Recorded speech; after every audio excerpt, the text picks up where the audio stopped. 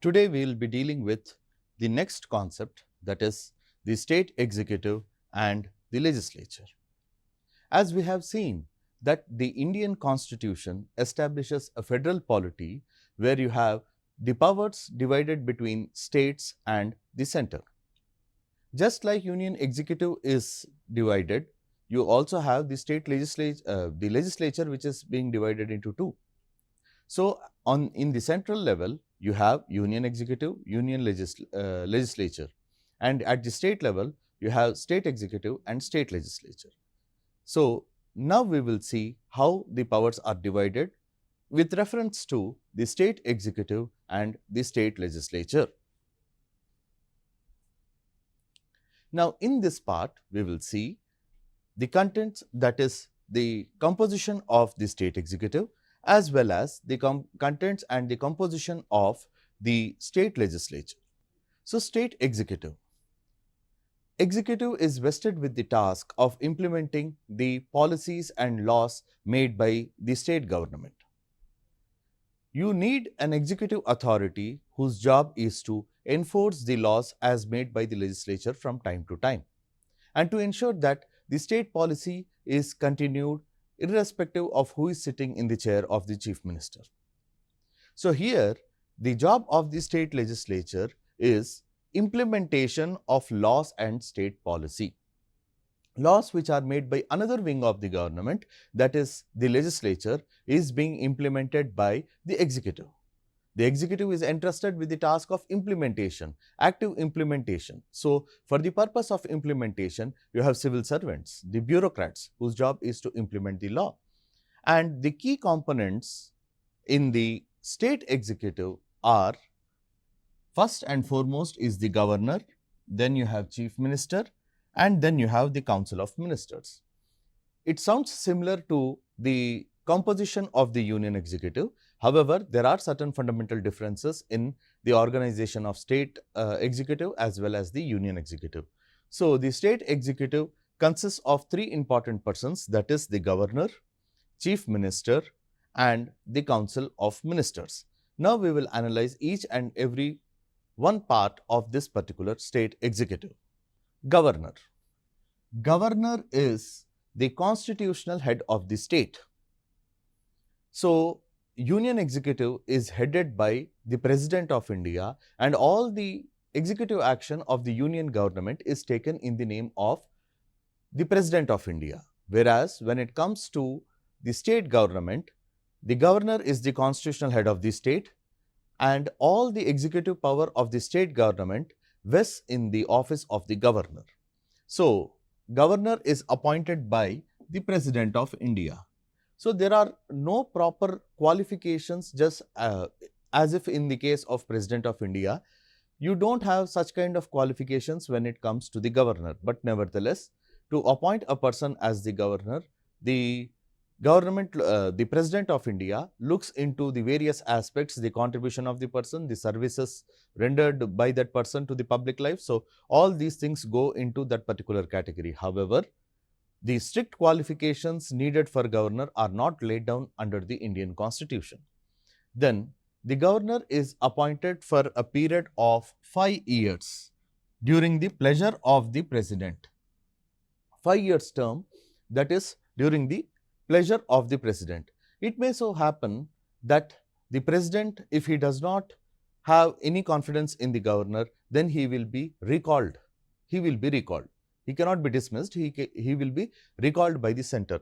So, here you will find that since president has to act in accordance with the advice as tendered by the council of ministers, so actually it is the council of ministers who recommends the name of the persons to be appointed as governors for the state. So, in this particular aspect, the union government or the central government has more power when it comes to the appointment of the governor. And in few cases, practically people have connoted or the people have denoted the position of the governor as the agent of the center, which is not. It is an independent constitutional office. It is not appointment or service under the government of India. So, the office of the governor is an independent constitutional office, and it should not be treated as the office of the agent of the center. There is no such thing. Then what are the powers of the governor? Even though the position of the governor seems identical with, similar with that of the President of India, it is not identical. It is different in the sense that some of the powers which are there with the President of India are not vested upon the governor, as well as some of the discretions which the governor can exercise, such amount of vast discretion is not given to the President of India. We will see how. The first and foremost thing is executive power. As I told you that the governor is head of executive in the state government, and all the executive action of the state government is taken in his name. So, if you take any government order passed by the state government, the words will expressly state by and in the name of the governor of so and so state. So, it indicates that the executive power in the state government flows from the governor and it is exercised on behalf of the governor. So, by virtue of its executive power, the governor appoints CM, Council of Ministers, Advocate General, etc. So, after the elections are held to the state assembly, the governor will call the leader of the largest majority or largest coalition to form the government, and that particular leader becomes the chief minister, and the people recommended by the chief minister will be constituted as Council of Ministers. So, the executive power extends to the appointment of chief ministers and also the Advocate General of the state and the other high functionaries of the state like chairman of the State Public Service Commission, etc. Then you have legislative powers. So, similar to that of the President of India, the governor addresses the house in the starting session of each and every year. He summons the house, that is the Legislative Assembly. He prorogues that state Legislative Assembly. He dissolves the state legislature upon the recommendation of the chief minister, and he gives his assent is necessary, mandatory, in order to make the bill passed by the state legislature as a law. So, just like President gives assent to the laws passed by the Parliament, here also the governor will give assent to the bills as passed by the state legislative assembly. And the governor, just like the President of India, he is vested with the judicial powers, that is power of clemency or mercy petitions, you can say, that is power to pardon, grant suspension, remission of the sentences imposed by the various grounds, various criminal courts in that particular state. Now, here we will see that the governor, while exercising the pardoning power, he is not acting as an appellate authority. He is not acting as an authority above the court.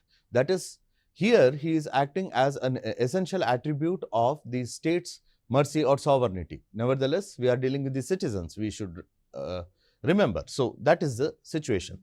Then, there are certain discretionary powers. Now, when it comes to the President of India, the Constitution has very, very limited discretion vested with the President of India, and that happens only at the time of appointment of PM. But when it comes to the governor is not under obligation to act in accordance with the aid and advice given by the Council of Ministers. Whereas the President of India, it is mandatory upon him to act in accordance with the aid and advice as given by the Council of Ministers. But here in the state government, we will find that the governor is having discretion to act independently, independent of the advice as tendered by the Council of Ministers headed by Chief Minister. And at the same time, he can recommend President's rule, that is imposition of constitutional emergency in the state. Also, when he is satisfied that there is breakdown of constitutional machinery in the state, he can recommend to the President of India for the imposition of President's rule under Article 356. Then he has the authority, that is the discretion, to reserve the bills for President's assent. So, as soon as a bill has been passed by the State Legislative Assembly, the discretion is vested with the governor to give assent to the bill. And in certain cases, if the bills are having profound implications on the federal relations and all, he can reserve that bill for the presidential assent. That is, he can send that bill to the President for obtaining the assent, and only when the President of India in such case gives the assent, that particular bill becomes the law. At the same time, governor also has the power to exercise veto. that is, he can withhold his assent to the bill as passed by the state legislative assembly. So here we can see that the discretion vested with the governor of a particular state is more than the discretions which are vested on the President of India. Then coming to another important functionary under the state government, that is state executive, that is the chief minister. Now, the real executive authority within the state government is the chief minister. Now, the chief minister is appointed by the governor. So, as soon as the elections for the state legislative assembly are complete, the governor will invite the leader of the largest political party having majority or the leader of the largest coalition to come forward and form the government. So, the person that is who has been elected as the leader, he is going to be appointed as the chief minister by the governor, and the council of ministers consists of ministers who are appointed upon the recommendation of the chief minister given to the governor, by the governor. Then you have leader of the majority party in the legislative assembly. Here we will see that leader of the majority party in the legislative assembly will be treated as the chief minister. That is, he will command the support of the other MLAs. So that is the reason he is most likely to be appointed as the chief minister of the concerned state by the governor. Then council of ministers. One of the most important aspect of the state executive is the council of ministers. So the council of ministers is identical to the council of ministers as present under the union government, that is union executive. So the council of ministers is under collective responsibility. That is, they are collectively responsible to the state legislative assembly. So as long as they enjoy the support of the state legislative assembly, they can discharge their functions as the council of ministers. So they have collective responsibility, one for all and all for none. So there cannot be different voices within the council of ministers. If any single minister takes a decision, it is deemed to have been decision taken by the entire council of ministers. So this council of ministers is headed by the chief minister, who is primus inter partes, that is first amongst the equals. So chief minister forms an important conduit, or you can say link between the council of ministers as well as the office of the governor. Chief minister forms an important link. He is the link which joins both the office of the governor as well as the council of ministers. So they assist and advise the governor. They assist and advise the governor. The thing with the council of ministers in the state is the governor, as far as possible, will go by the advice as tendered by the council of ministers. However, he is not obliged to follow the advice as given by the council of ministers. Whereas when we speak about the union executive, we will see that the president is bound by the advice and aid as given by the council of ministers. So when it comes to the role of governor with respect to the council of ministers, we will find that the governor has more discretion to exercise his parts. So the categories, if we see, consists of cabinet ministers and deputy ministers. So cabinet ministers are those ministers within the council of ministers who are holding crucial portfolios and who are the actual decision makers. And however, the constitution speaks about council of ministers consisting of ministers, ministers of state and deputy ministers, that is the junior ministers. So the chief minister heads the council of ministers in the state. Then what are the functions of the state executive? The first and foremost function of the state executive is policy formulation and implementation. Policies are made by the executive. For instance, provision of scholarship for a particular section of people. So that policy, when it has been made by the government, it has to be implemented. It has to be implemented by way of any particular law, by way of any particular rules, sub-rules, etc. All these things will come into picture only when there is an executive. The executive is entrusted with the task of implementing this policy decision. And when we are speaking about policy decisions, they are in majority of the cases, they are in line with the directive principles of state policy. So, policy formulation and implementation happens to be one of the foremost tasks entrusted to the state executive. Then we have administration of laws and orders. So, how the laws are being implemented, how the orders are made under that particular law, how the circulars, how the notifications, how the rules, how the bylaws, how the functional rules, all these things are given by the executive. So, executive is actually confined to the practical implementation. So, you can say the day-to-day application of the laws as made by legislature from time to time. Then you have, they have an important role to play in the center-state relations. Now, it is the obligation of the state governments, that is the state executive, to ensure that the relations between the central government and the state government remains amicable, or you can say remains friendly for the development of that particular state. So, the job of state executive primarily deals with policy formulation and implementation of those policies, then administration of laws and orders. Then you have playing a crucial role in center-state relations. Nevertheless, we can see that India is not that kind of federal polity, and we cannot call India as a federation, but we have to call India as a union. So, in federations, the state will have an option to exit from that particular federation, but in India, the states do not have that option to secede from the Indian federation, that is, to withdraw from the Indian federation. So, ours is a union. Ours is a union and not a strict federation where the states will have the independent authority to declare their independence outside the federation. So, we follow the union government, that is the government where all the units remain together as one and no unit has the authority to go away from that particular union. Then coming to another important aspect, that is the state legislature. So, the state legislature, as we have seen, is entrusted with the task of making the laws, just like the union parliament. However, there is a variety when it comes to the structure. Some of the state legislatures are unicameral and some of the state legislatures are bicameral. So, unicameral means the state legislature where there is only one house, that is Legislative Assembly.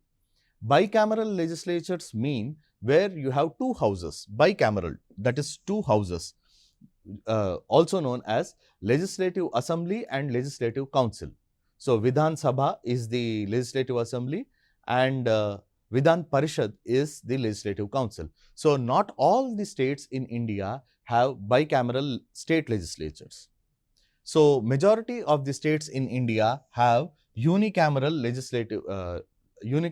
legislatures, that is single house, whereas some of the states in India have bicameral legislatures where you have Legislative Assembly as well as the Council.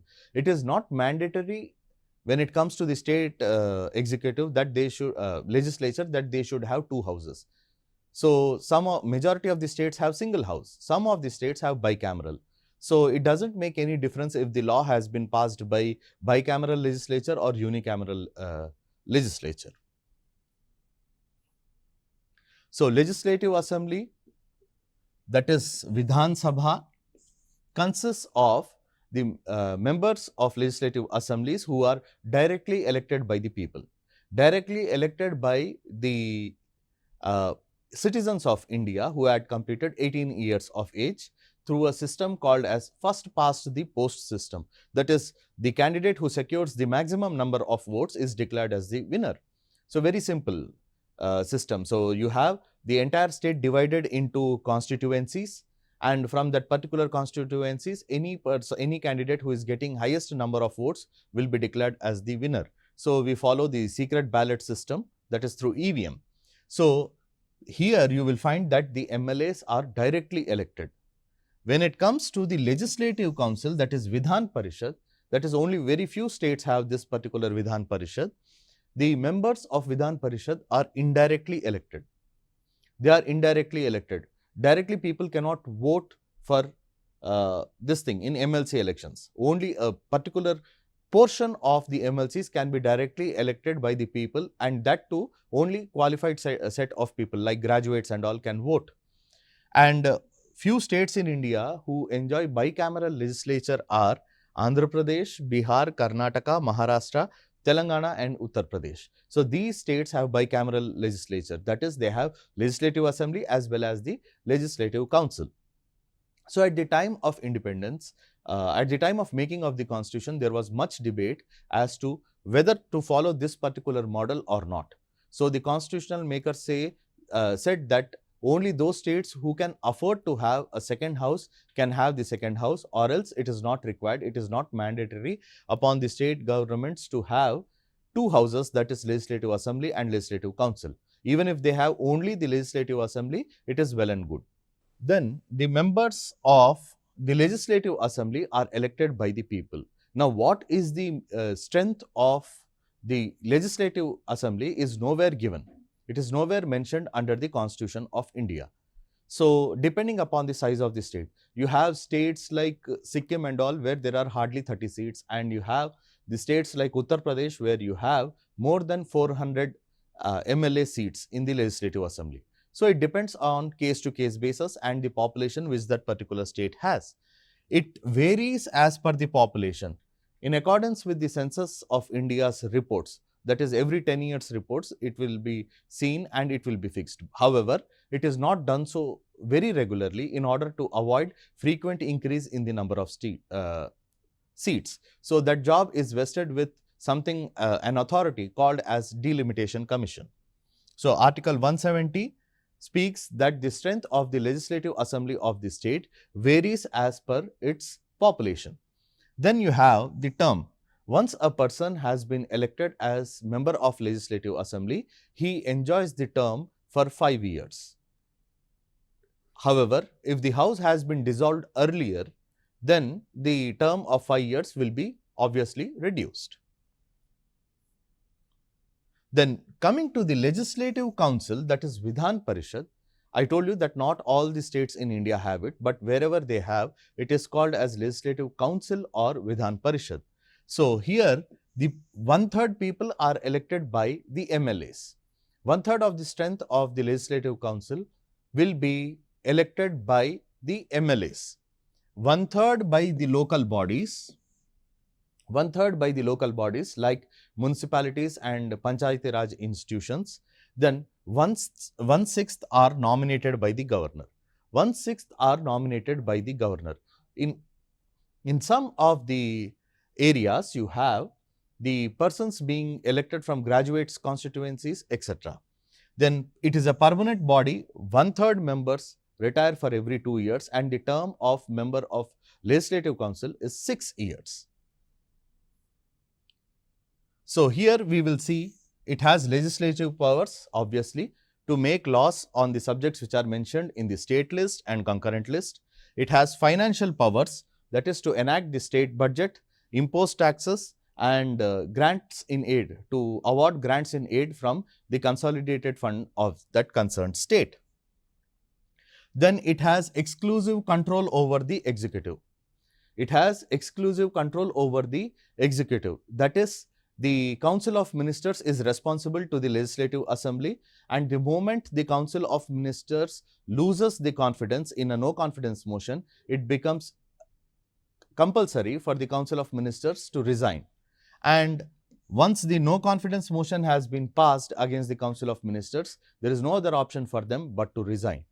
So therefore, they are responsible to the Legislative Assembly. And at the same time, questioning of the ministers. So question hours are held in the Legislative Assembly to ensure and to ask about various policy decisions which are being taken by the executive, that is the Council of Ministers, from time to time. And summoning and dissolving of the legislature, that is the role of the governor. Giving assent to the bills, that is the role of the governor. and sending bills for presidential consideration that we have seen. So, this is the role which a governor plays with respect to the state legislative assembly. So, the state legislative assembly and governor, both of them are treated as the part of the state legislature.